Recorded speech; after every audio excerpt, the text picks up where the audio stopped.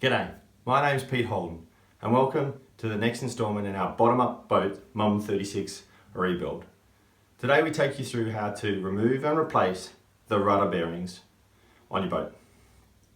On paper, this one looked like it was going to be quite a simple task, but we ran into several obstacles along the way with some interesting challenges that we had to overcome. So hopefully you're enjoying the series. Please take a look how we did this one. If there's anything that you're interested in, because ultimately we replaced everything on this boat, please leave a comment below. I'd be more than happy to try and answer your question, or maybe even do an episode on the part of the restore that you're most interested in. So let's take a look at the remove and repair of the rudder bearings. Removing the top part of the bearing was a simple part of the process. First step was to take off the tiller extension and then to work a little bit above deck and a little bit down below at the top of the shaft to unfasten the bearing and slide it off the top of the rudder shaft. The top bearing was in relatively good condition considering its age and the amount of movement that we were getting from the bottom half of the unit. With a little bit of a cleanup, we were able to reuse it with the addition of some of the spare bearings from the bottom half of the unit, which we ultimately had to replace.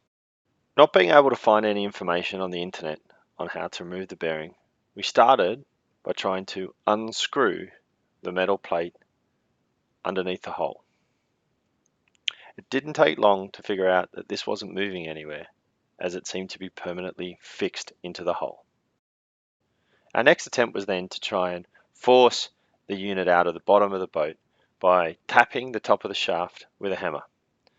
We started with a hand hammer, moved on to a bigger one, before finishing up with a 15-pound sledgehammer and a custom-made wooden mount to protect the top of the shaft. No matter how hard we tried, we could not get the rudder to come out of the bottom of the boat. The last resort, which ultimately turned out to be the only way to complete the job, was to cut the whole unit out of the bottom of the boat. Placing a careful incision slightly outside the metal ring and creating a circular cut, we could then easily slide the rudder, bearing and shaft all in one out of the bottom of the boat. With the rudder removed, the hope was that we could simply slide the bottom bearing off, clean it up before reassembling and installing the rudder. The level of corrosion on the bottom half of the unit was far worse than the top. So we had to tread a little bit more carefully than the brute force approaches that we had tried to remove the rudder. A custom frame was built with a hydraulic jack, which ultimately put around 5,000 pounds per square inch on the bearing before we could persuade it to be removed. After the bearing was removed, the cleanup crew went to work, polishing and grinding away 20 years of corrosion and salt buildup. It's quite amazing to see the shine and the Harken logo standing out proud in the bottom plate. Sadly, there was just too much damage through the years of hard work, and there would have been too much movement in the whole unit if we would have put it back in. So at this point, we decided we had to acquire a replacement bearing.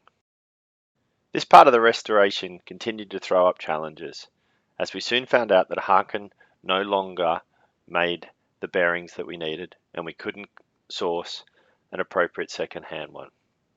With a little bit of searching, we're very happy to find out that Jetta had bought the Harken patents and had started to produce a replacement bearing. While very different in the way that it looked, it was made to the same specifications and could easily be fitted back onto the rudder before epoxying it back into place and reinstalling the shaft and the top bearing to complete the job.